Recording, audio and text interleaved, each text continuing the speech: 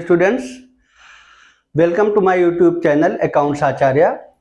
Dear students, as you know that the first topic central tendency average and central tendency have been completed in the last almost 8 videos, and now I am going to start the new topic, that is dispersion and skewness.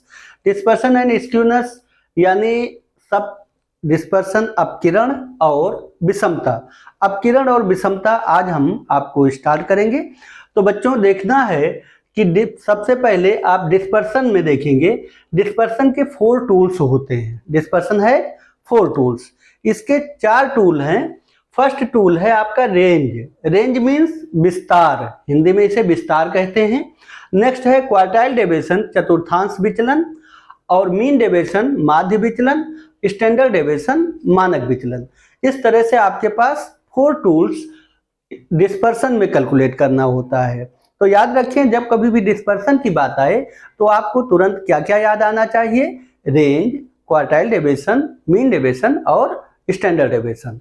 तो आए बेटा, आज की जो video है, इस video में आपको हम पढ़ाएंगे रेंज यानी विस्तार। विस्तार इन द सेंस क्या हो सकता है? What is range? Range means यानी कि एक लेवल से लेकर के दूसरे लेवल तक के बीच में कितने तक का फ्लैक्चुएशंस है। सपोज कीजिए कि एक आपने रबर लिया, रबर को ए पॉइंट पर और बी पॉइंट पर, ए और बी ये 2 पॉइंट के बीच में आपका रबर का सर्किल है।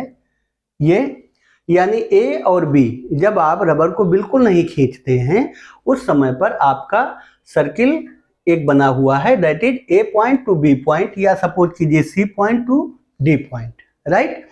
तो ए बी सी डी ये आपका रबर का सर्किल है।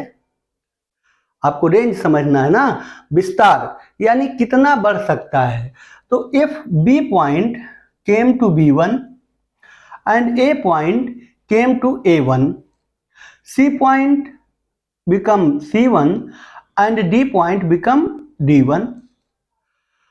So now the circle is this. This is your present circle, and however the post circle was this ABCD, और present circle जो आपकी है वो क्या है? A1, C1, B1 and D1।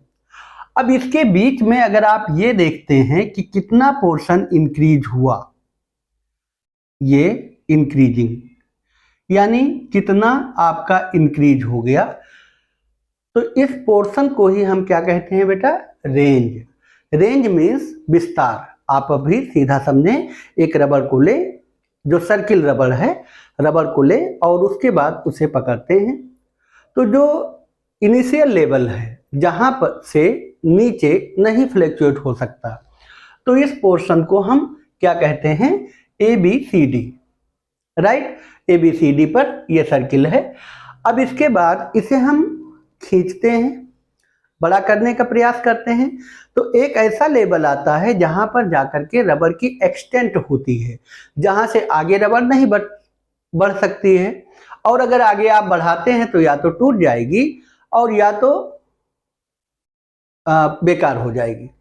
तो बेटा वहां से आगे नहीं बढ़ सकती, एक रेंज पर आकर के रुक जाती है। ऐसे सेम अगर सी और डी के साइड में आप ऊपर से नीचे की तरफ खींचते हैं तो भी एक ऐसा लेवल आएगा जहां पर रुक जाएगी, वहां से आगे नहीं बढ़ सकती।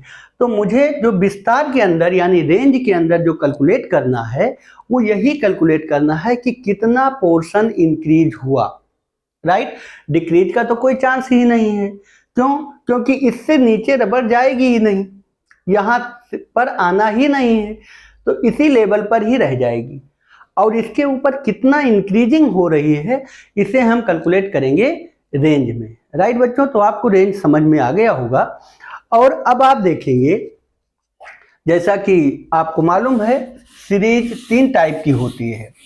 एक सीरीज है आपकी इंडिविजुअल सीरीज, डिस्क्रीट सीरीज और कंटिन्यूअस सीरीज। तो सभी सीरीज में विदाउट हैविंग एनी अरेंजमेंट, बिना किसी अरेंजमेंट के आप रेंज कैलकुलेट कर सकते हैं।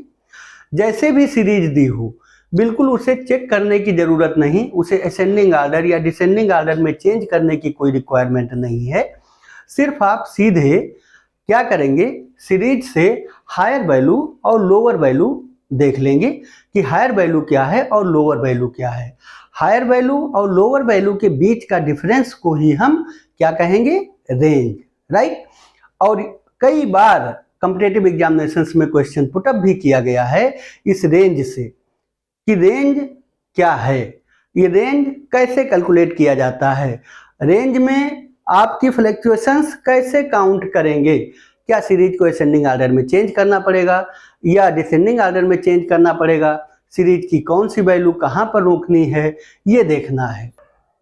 Yes dear students, now you can see there are 3 types of series. 3 प्रकार की सीरीज होती है। सबसे फर्स्ट है आपका individual series, discrete series, continuous series.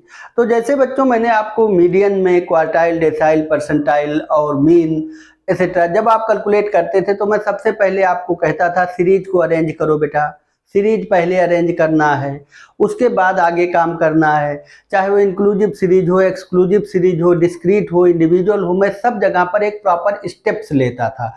Without having steps मैंने कहीं पर कैलकुलेशन नहीं किया है। लेकिन बेटा ये रेंज ऐसा है जहां पर आपको कोई भी स्टेप लेना ही नहीं है, बिल्कुल यू आर फ्री। अब आप यहाँ पर फ्री कैसे हैं, देखें यहाँ से ये देखिए इंडिविजुअल सीरीज x दिया हुआ है, दैट इज योर मेजरमेंट, ये आपके मेजरमेंट दिया है। यहाँ पर आपको सिर्फ 2 चीज देखना है कि लोअर लिमिट क्या है, अपर लिमिट क्या है। यानी अभी आपको हमने थोड़ी देर पहले रबर का एग्जाम्पल दिया था, तो बेटा ये आपकी लोअर लिमिट है, ये a और b लोअर लिमिट है, और अपर लिमिट b1 और a1 बनेगा, a1 और b1 ये अपर लिमिट बनेगा। तो हमें क्या चाहिए, रेंज में डिफरेंस, यानी a1 b1 से डिफरेंस होगा a और b का। तो इसे हमने क्या नाम दिया है, इसे m0, और a1 और b1 का मैंने नाम दिया है m1। बस बेटा 2 चीज जैसे आप कैलकुलेट करना निकालना समझ गए, उसके बाद रेंज में कभी कोई डाउट्स नहीं आएगी। बिल्कुल आप देखें रेंज का फार्मूला है, range equal to m1 minus m0, और कोफिशिएंट ऑफ रेंज इसका फार्मूला है m1 माइनस m0 अपान m1 प्लस m0। बस बेटा ये 2 फार्मूले आपको याद रखने हैं किसी भी सीरीज में। अब मैं कैलकुलेशन नहीं करूंगा, I don't want to waste your time. बिल्कुल आपको सिर्फ m1 और m0 की वैल्यू दूंगा। अब आप देखेंगे इंडिविजुअल सीरीज में आ जाओ। सबसे पहले जब आप इंडिविजुअल सीरीज में देखते हैं तो सबसे छोटा डिजिट कौन सा है, सबसे छोटा, तो बच्चों आपको सबसे छोटा डिजिट यहां पर मिल रहा है इंडिविजुअल सीरीज में 2। तो ये क्या हो गया, m0 इक्वल टू 2, राइट। और फिर बड़ा डिजिट देख लीजिए कि यहां पर बड़ा डिजिट कौन सा है, पूरे में 52 बड़ा है, तो m1 इक्वल टू 52, राइट। अब m1 माइनस